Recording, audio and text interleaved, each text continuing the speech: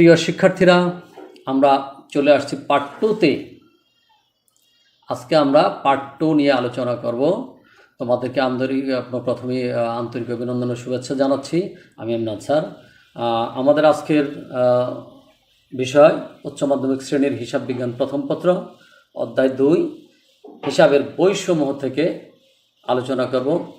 Class number হবে এটা 4, যেহেতু এটা দ্বিতীয় পার্টের জন্য 3-এর মধ্যে রেখেছি। সময় নেব মাত্র 20 মিনিট। তো আমাদের কাদের জন্য কাজে লাগবে এটা? বিশেষ করে এইচএসসি পরীক্ষার্থীদের অ্যাসাইনমেন্ট টিপস হিসাবে কাজ করবে। আমরা কি শিখতে পারবো এখান থেকে? কোন ঘটনার লেনদেন নয়, কোনটির লেনদেন আমরা পার্ট 1-এ শিখেছি। হিসাব সমীকরণ সম্পর্কে ধারণা পেয়েছি পার্ট 1-এ। ডেবিট ক্রেডিট ঋণের পদ্ধতি সম্পর্কে আমরা পার্ট 1-এ শিখেছি। হিসাব চক্রের ধাপসমূহের মধ্যে সমূহ পার্ট 1-এ শিখেছি। হিসাব সমীকরণে লেনদেনের প্রভাব সম্পর্কে শিখেছি। জাবেদা দাখিলা দেওয়া শিখেছি।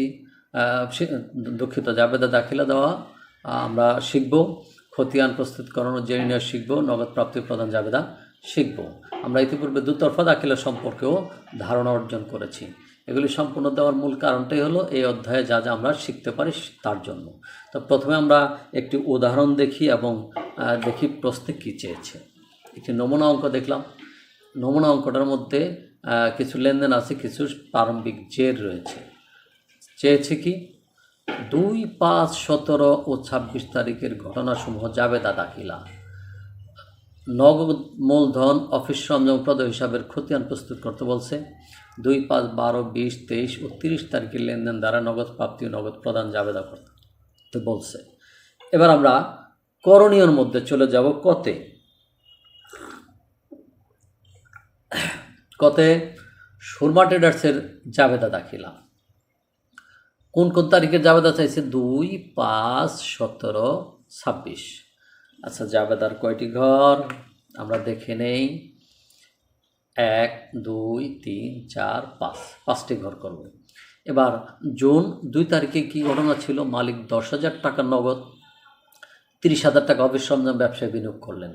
তাইলে নগদ আসছে নগদান ডেবিট, অফিস সরঞ্জাম আসছে অফিস সরঞ্জাম ডেবিট। কী বাবদ আসছে? মূলধন বাবদ। তাহলে মূলধন হিসাব ক্রেডিট। আমরা হিসাব সমীকরণে কিন্তু এগুলি শিখে আসছি যে সম্পদ বৃদ্ধি পেলে সম্পদ ডেবিট, মূলধন বৃদ্ধি পেলে মূলধন ক্রেডিট। তোমরা এখানে ব্যাখ্যা দিবা কি? নগদ ও অফিস সরঞ্জাম নিয়ে ব্যবসা শুরু করলেন। ব্যবসা কিন্তু দিতেই হবে। ব্যবসার জন্য ব্যাখ্যার জন্য 1 নাম্বার কাটা যাবে যদি দিতে না পারো। এবার 5 তারিখে কী চেয়েছে? 40,000 টাকার পণ্য বিক্রয় করা হলো, যার 60% নগদে। তাহলে 60% নগদ মানে নগদান 24,000 টাকা, 60% 24, আর বাকিতে আছে প্রাপ্য হিসাব 16, বিক্রয় ক্রেডিট, আয় বাড়লে ক্রেডিট হয়, এই জন্য 40,000। এখানে ব্যাখ্যা কী লিখবা? যে নগদ ও বাকিতে পণ্য ক্রয় করা হলো। 17 তারিখে মালিক ব্যক্তিগত সম্পদ 1 লক্ষ টাকায় বিক্রয় করে নিজের জন্য 50,000 টাকা একটা মোবাইল কিনলেন। এইটা কিন্তু নিজের জন্য আর ব্যক্তিগত, এটা লেনদেন নয়। তোমরা লিখে দেবে লেনদেন নয়। 26 তারিখ 30,000 টাকার পণ্য নগদে বিক্রয় করা হলো। তাহলে 26 তারিখ নগদ টাকা আসলো, নগদান হিসাব ডেবিট, বিক্রয় হিসাব ক্রেডিট। ব্যাখ্যা কী হবে? নগদে বিক্রয় করা হলো। আশা করি জাবেদাগুলি শিখতে পেরেছো এবং বুঝতে পেরেছো। কোনো সমস্যা হলে কমেন্ট বক্সে লিখবে। আমরা পরবর্তী ধাপে চলে যাই। খ নাম্বারে চেয়েছে সুরমা ট্রেডার্সের খতিয়ান সমূহ। কী কী খতিয়ান? প্রথমে আসছি আমরা নগদের খতিয়ান। এই যে গ নাম্বারে চেয়েছে, দুঃখিত, এটা গ নাম্বারে চেয়েছে নগদের খতিয়ানটা আগে করি। যেহেতু কোন লেনদেন অবলম্বনে উল্লেখ নাই, সেহেতু সবগুলো চলে আসবে, এমনকি জেরে থেকেও আসবে। তাহলে আমরা খতিয়ানের ঘর কয়টাকে দেখে নেই। 1, 2, 3, 4, 5, 6, 7 উদ্বৃত্ত বা জেরের 2টা ঘর, মোট 7টা ঘর হবে। আর শুরুতে যেটা ছিল সেটা ব্যালেন্স বিডি। 1 তারিখে ব্যালেন্স বিডি লিখে নগদের জের সবসময় ডেবিট দিকে হয়, ডেবিট দিকে জেরের ঘরে বসাইতে হবে। এটা কিন্তু ডেবিট ক্রেডিট, এই 2টা ঘর শুধু জাবেদার জন্য, আর এই 2টা ঘর জেরের জন্য। তাহলে জাবেদার থেকে যেগুলো আসবে সেগুলো এই 2টা ঘরে বসিয়ে তারপর জেরের ঘরে যাব। এরপরে 2 তারিখের কী লেনদেন ছিল? মালিক 10,000 টাকা ও নগদে 30,000 টাকা, যেহেতু নগদের খতিয়ান করছি এই জন্য নগদ টাকাটাকেই নেব।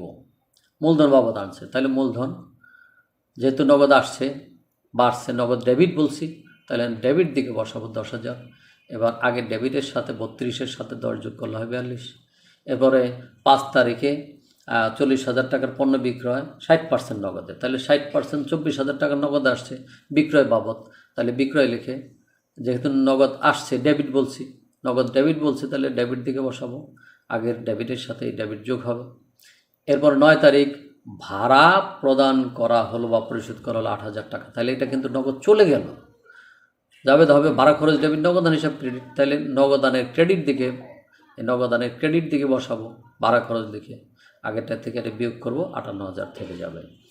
তারপরে 12 তারিখ চলতি মাসের 5 তারিখে ধারে বিক্রয়ের টাকা পাওয়া গেল, ওই যে 5 তারিখে 40% বাকিতে ছিল 16,000, এই টাকাটা পেয়েছি, তাহলে নগদান ডেবিট, প্রাপ্য হিসাব ক্রেডিট, নগদান ডেবিট বলছি, ডেবিট দিকে লিখলাম, যেহেতু বৃদ্ধি পাইছে আগের ডেবিটের সাথে এইটা যোগ হয়ে যাবে। 20 তারিখে ঘোষ অ্যান্ড সন্সের নিকট 2,000 টাকার পণ্য ক্রয়, যার 5% ধারে, তাহলে 2,000 টাকার মধ্যে 1,000 টাকা হলো নগদে, তাহলে পণ্য ক্রয় করছে নগদে 1,000 টাকা, পণ্য ক্রয় টাকা চলে গেছে, এই জন্য ক্রেডিট দিকে বসালাম, আগের 74,000 থেকে টাকা যেহেতু চলে গেছে থাকলো 73,000। এরপর 23 তারিখ ঘোষ অ্যান্ড সন্সকে তার পাওনা পরিশোধ করা হলো 200 টাকা পাট্টা পাওয়া গেল, অর্থাৎ সে পাইতো 1,000, তাকে 200 টাকা রেখে দিয়েছি কত 800, তাহলে লিখব প্রদেয় হিসাবকে দিলাম নগদান হিসাব ক্রেডিট, এই জন্য ক্রেডিট দিকে বসালাম 800, আগের টাকা থেকে 800 চলে গেল, থাকলো 72,200। এরপর 26 তারিখ 30,000 টাকার পণ্য নগদে বিক্রয় করা হলো, তাহলে নগদ টাকা আসলো, নগদ টাকা বৃদ্ধি পেলো, ডেবিট দিকে বসবে, তাহলে বিক্রয় লিখে ডেবিট দিকে বসাই দিলাম, আগের টাকার সাথে যোগ করলাম, যেহেতু বৃদ্ধি পাইছে এত টাকা হলো। 30 তারিখ ম্যানেজারের বেতন প্রদান করলো 10,000 টাকা, তাহলে বেতন খরচ লিখে যেহেতু প্রদান করছি ক্রেডিট দিকে বসালাম, এরপর আগের টাকা থেকে বিয়োগ দাও, যে থাকলো 92,200 টাকা।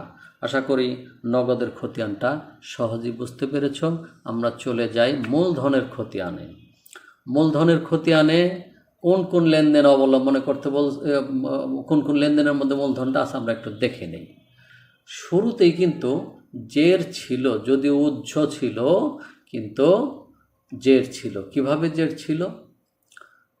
নগদ 32,000 টাকা, আর এখানে 32 আর 30 যোগ করলে হয় 62,000, প্রাপ্য হিসাব 25,000, তাহলে 87,000 থেকে 18,000 বাদ দিলে থাকে 59,000। দুঃখিত, এখানে 6-9 দিয়ে করবা তোমরা, এখানে 6-9 দিয়ে করবা 59,000। তারপরে জুন 2 তারিখে মালিক 10,000 টাকা নগদেও 30,000 টাকা অফিস সরঞ্জাম নিয়ে ব্যবসা শুরু করলেন, তাহলে এখানে মোট আসলো কত? 10 আর 30 40,000 টাকা আসছে। নগদে আসছে 10,000, অফিস সরঞ্জাম আসছে 30,000। ক্রেডিট দিকে, কারণ মূলধন হিসাবের খতিয়ান করছে, মূলধন বৃদ্ধি পাইলে ক্রেডিট, তাহলে ক্রেডিট দিকে বসালাম। আগের 59,000 সাথে 10,000 যোগ করলে 69,000, এখানে হবে 69,000 যোগ 10,000, 79,000 যোগ 30,000, 79,000-এর সাথে 30,000 যোগ করলে 1,09,000 টাকা হবে। তোমরা এটা সংশোধন করে নিবে আমার প্রিয় শিক্ষার্থীরা, প্রিন্টে ভুল আসছে। আমরা চলে যাই মূলধনের জায়গায়, মূলধনের পরে অফিস সরঞ্জামের খতিয়ান নিয়ে আলোচনা করি। অফিস সরঞ্জামের একটা জের ছিল 30,000 টাকা, ব্যালেন্স বিডি নিয়ে 1 তারিখে আমরা ডেবিট দিকে জেরের ঘরে বসিয়ে দিলাম। এবার 2 তারিখে আমরা আরও 30,000 টাকার অফিস সরঞ্জাম মালিক নিয়ে আসছে মূলধন বাবদ, মূলধন অফিস সরঞ্জাম বৃদ্ধি পেলে ডেবিট, এই জন্য ডেবিট দিকে। আগেও ডেবিটে ছিল 30,000, এখনও ডেবিটে 30,000, মোট 60,000 টাকা হলো। আশা করি অফিস সরঞ্জামের খতিয়ানটাও বুঝতে পেরেছ। আর কোনো লেনদেন না থাকাতে আমরা পরবর্তীটা চলে যাব, প্রদেয় হিসাবের খতিয়ান। এবার প্রদেয় হিসাবের জের ছিল 18,000 টাকা। শুরুতেই আমরা ব্যালেন্স বিডি লিখে ক্রেডিট দিকে লিখলাম, কারণ প্রদেয় হিসাব দায় মানে ক্রেডিট। এরপর প্রদেয় হিসাব কোন কোন জায়গায় আছে আমি এখানে একটু মার্ক করে দিয়েছি। জুনের 20 তারিখে দেখো, ঘোষ অ্যান্ড সন্সের নিকট থেকে 2000 টাকার পণ্য ক্রয় যার 50% ধারে, 50% মানে 1000 টাকা ধারে ক্রয়, তাহলে পণ্য ক্রয় 1000 টাকা ক্রেডিট দিকে, মানে ক্রয় ডেবিট, পাওনাদার ক্রেডিট, প্রদেয় হিসাব ক্রেডিট, এই জন্য ক্রেডিট দিকে টাকা বসলো। আগের 18,000 টাকা জেড ছিল, ওর সাথে আরও 1000 টাকা যোগ হলো 19,000। এবার 23 তারিখে গিয়ে দেখো ঘোষ অ্যান্ড সন্সকে তার পাওনা পরিশোধ করা হলো, 200 টাকা বাট্টা পাওয়া গেল। তাহলে পাওনা ছিল কত? 1000। এখান থেকে 200 টাকা রেখে তাকে পরিশোধ করছে কত? 800। কিন্তু ওনার যা পাওনা মোট 1000 টাকাই পরিশোধ হবে, ওনার 200 টাকা বাট্টা মানে সে আর দাবি করবে না।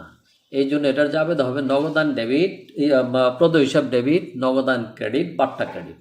তাহলে প্রদেয় হিসাবে থেকে কিন্তু মোট 1000 টাকাই মাইনাস হবে, নগদান বাবদ মাইনাস হবে 800, আর বাট্টা বাবদ মাইনাস হবে 200, মোট এই 18,000 থেকে যাবে। আশা করি আমরা খতিয়ানগুলি বুঝতে পেরেছি। আমরা চলে যাব পরবর্তী ধাপে, গয়ের উত্তরে। গয়ে কী চেয়েছিল? নগদ প্রাপ্তি জাবেদা, নগদ প্রদান জাবেদা। তোমাদের বোঝার স্বার্থে আমি কিছু মার্কিং করে রেখেছি এই কালারের সাথে। দেখো 9 অর্থাৎ প্রদান জাবেদা যাবে 9 তারিখ, 20 তারিখ, 23 তারিখ, 30 তারিখ, এই কটা প্রদান জাবেদা যাবে, আর বাকিগুলো প্রাপ্তি জাবেদা যাবে। এবার আগে ধারণা করে নেই প্রাপ্তি জাবেদায় কোনগুলো যাবে। মনে রেখো চেক এবং নগদ প্রাপ্তি, চেক এবং যে কোনো কারণে নগদ প্রাপ্তি, যে কোনো কারণে চেক এবং নগদ প্রাপ্তি জাবেদা যাবে। যে কোনো কারণে নগদ প্রদান এবং চেক প্রদান, নগদ প্রদান জাবেদা যাবে। তাহলে আমরা এখান থেকে খুঁজে বের করব নগদ প্রাপ্তি কোনগুলো, সেগুলি প্রাপ্তিতে দেবো, প্রদানগুলো প্রদানে দেব। এবার নগদ প্রাপ্তি জাবেদায় কয়টা ঘর হবে এটা একটু দেখে নিই আমরা। ঘর হবে 1, 2, 17, 3, 4, 5, 6, 7, 8, 8টা ঘর হবে। নগদ প্রাপ্তি, নগদ পাইলে নগদান ডেবিট হয়, আর অন্যগুলি সব ক্রেডিট হয়। যেমন বিক্রয় করে নগদ পাওয়া গেলে জাবেদা হয় নগদান ডেবিট, বিক্রয় ক্রেডিট। প্রাপ্য হিসাবের কাছ থেকে পাওয়া গেলে নগদান ডেবিট, প্রাপ্য হিসাব ক্রেডিট। অন্যান্য যে কোনো কারণে পাওয়া গেলে নগদান ডেবিট, অন্যান্য যে কোনো কারণ ক্রেডিট। ঠিক আছে? তাইলে নগদান ডেবিটের জন্য ডেবিট দিকে, অনেক সময় বাট্টা দিয়ে প্রাপ্য হিসাবের জন্য বাট্টাও ডেবিট হবে। এবার 2 তারিখের ঘটনা দেখি। মালিক 10,000 টাকা নগদে 30,000 টাকার অফিস সরঞ্জাম ব্যবসায় বিনিয়োগ করলেন। অর্থাৎ ব্যবসায় কিন্তু নগদ আসছে কত টাকা? 10,000 টাকা। অফিস সরঞ্জাম কিন্তু চেক না, নগদ না। এই জন্য 10,000 টাকা এখানে কী বাবদ আসছে? মূলধন বাবদ আসছে। এটার জাবেদা কী করলাম আমরা? নগদান ডেবিট, মূলধন ক্রেডিট। তাহলে নগদের ঘরে 10,000 টাকা বসিয়ে দিলাম, মূলধন এখানে না থাকাতে ক্রেডিট দিকে, মূলধন না থাকাতে অন্যান্য ঘরে বসাই দিলাম। 5 তারিখের ঘটনা, 40,000 টাকার পণ্য বিক্রয় করা হলো, যার 60% নগদে। এখানে নগদ হলো 24,000 টাকা, তাহলে বিক্রয় বাবদ 24,000 টাকা আসছে। এটার জাবেদা হলো নগদান ডেবিট, বিক্রয় ক্রেডিট। এই জন্য নগদের ঘরে 24,000 বসালাম, বিক্রয়ের ঘরে 24,000 বসালাম। 12 তারিখের ঘটনা কি? চলতি মাসের 5 তারিখে ধারে বিক্রয়ের টাকা পাওয়া গেল, পাইছি, প্রাপ্তি জাবেদা যাবে। তাহলে এখানে 16,000 টাকা ছিল 5 তারিখে, এই 16,000 টাকা পাইলাম। কার কাছ থেকে পাইলাম? প্রাপ্য হিসাবের কাছ থেকে। তাহলে প্রাপ্য হিসাব লিখলাম। এটার যাবে তাহলে নগদান ডেবিট, প্রাপ্য হিসাব ক্রেডিট। তাহলে নগদের ঘরে 16,000, প্রাপ্য হিসাবের ঘরে 16,000। এরপর আসে 26 তারিখে। 26 তারিখে কী ঘটনা? 30,000 টাকার পণ্য নগদে বিক্রয় করা হলো। তাহলে 30,000 টাকার পণ্য নগদে যদি বিক্রি করা যাবে, তা হবে কি? নগদান ডেবিট, বিক্রয় হিসাব ক্রেডিট। বিক্রয় লিখে ওই যে ক্রেডিট হিসাব খাত, এখানে লিখতে হবে ক্রেডিট হিসাব খাত। তাহলে 30,000 টাকা নগদের ঘরে, বিক্রয় 30,000 টাকা বিক্রয়ের ঘরে। এরপর আমরা ডেবিট দিকের এই কটা যোগ করার পর হলো 80,000, ক্রেডিট দিকের এই সব কটা যোগ করে দেখো 80,000 টাকা হবে। এখানে যদি কম বেশি হয়, অঙ্ক ভুল রয়েছে কোথাও, চেক করে দেখবে। তবে আগে আর একটু বলে নেই, নগদ প্রাপ্তি জাবেদা এখানে হবে ক্রেডিট হিসাব খাত, আর প্রদান জাবেদা হবে ডেবিট হিসাব খাত। এবার প্রদান জাবেদার বিষয়টা দেখি। এখানে ক্রেডিট দিকে ছিল, প্রাপ্তির মধ্যে ক্রেডিট দিকে ছিল 3টা, আর প্রদানের মধ্যে ডেবিট দিকে হবে 3টা, ক্রেডিট দিকে হবে 2টা, বিপরীত। এবার নামগুলো একটু পরিবর্তন হবে। ডেবিট দিকে হবে প্রদেয় হিসাব, ক্রয় হিসাব, অন্যান্য হিসাব, আর ক্রেডিট দিকে হবে নগদান, বাট্টা। যেমন প্রদেয় হিসাবের কাছ থেকে প্রদেয় হিসাবকে প্রদান করা হলো, প্রদেয় হিসাবকে প্রদান করা হলো। তাহলে জাবেদা কী হবে? জাবেদা হবে প্রদেয় হিসাব ডেবিট, নগদান হিসাব ক্রেডিট। এই জন্য প্রদেয় হিসাব ডেবিট দিকে। ক্রয় করা হলো, ক্রয় করলে ক্রয় ডেবিট, নগদান হিসাব ক্রেডিট, এই জন্য ক্রয় ডেবিট। অন্য অন্য যে কোনো কারণে নগদ টাকা প্রদান করতে পারি, এই জন্য অন্য অন্য ডেবিট হবে। এরপর শুরু করি আমরা। 9 তারিখে কী ছিল? ভাড়া পরিশোধ। তাহলে ভাড়া বাবদ টাকা চলে গেছে, ভাড়া ডেবিট, নগদান ক্রেডিট। ভাড়া, এই যে ডেবিট হিসাব কাজ, ভাড়া ডেবিট, এই জন্য ডেবিট হিসাব কাজ লিখব। তো এইখানে প্রদেয় হিসাব, ক্রয় হিসাব, ভাড়া নাই, এই জন্য অন্যান্যের ঘর বসালাম, নগদান ক্রেডিট, নগদের ঘর বসালাম। 20 তারিখ ঘুষ অ্যান্ড সঞ্চয় নিকট থেকে 2000 টাকার পণ্য ক্রয়, যার 50% ধারে। এই ধারে 50%, ধারের 1000 টাকা নেব। তাহলে নগদের 1000 টাকা নেব, নগদ প্রদান যেহেতু, নগদের 1000 টাকা নেব। তাহলে নগদে পণ্য ক্রয়, তাহলে পণ্য ক্রয় হিসাব ডেবিট, এই যে ক্রয়ের ঘরে, নগদের ঘরে। এরপরে 23 তারিখ ঘুষ অ্যান্ড সন্সকে তার পাওনা পরিশোধ করা হলো, 200 টাকা বাট্টা পাওয়া গেল। তাকে পরিশোধ করছে কত? প্রদেয় হিসাবকে কিন্তু 1000 টাকাই প্রদেয় হিসাবে থেকে মাইনাস করে দেবো। অর্থাৎ এখানে জাবেদা হবে প্রদেয় হিসাব ডেবিট, নগদান হিসাব ডেবিট, ক্রেডিট, বাট্টা হিসাব ক্রেডিট। অর্থাৎ প্রদেয় হিসাব থেকে 1000 টাকাই মাইনাস করবা তুমি। নগদে কিন্তু 200, এই জন্য নগদ থেকে মাইনাস করবা 800 টাকা। নগদের ঘর থেকে মাইনাস 800, বাট্টার ঘরে 200। এই 200 ক্রেডিট দিকে 200 আর 800 মিলে 1000, এই ডেবিট দিকে 1000। জুন 30 ম্যানেজারকে বেতন প্রদান করা হলো 10,000 টাকা। তাহলে বেতন বাবদ চলে গেল। এখানে জাবেদা হবে বেতন ডেবিট, বেতন খরচ ডেবিট, নগদান ক্রেডিট। তাই বেতন খরচ অন্যান্যের মধ্যে চলে যাবে, 30,000 টাকা নগদের মধ্যে চলে যাবে। আশা করি নগদ প্রাপ্তি ও প্রদান জাবেদা তোমরা বুঝতে পেরেছ। তোমাদেরকে বুঝে নেওয়ার জন্য ধন্যবাদ জানাচ্ছি।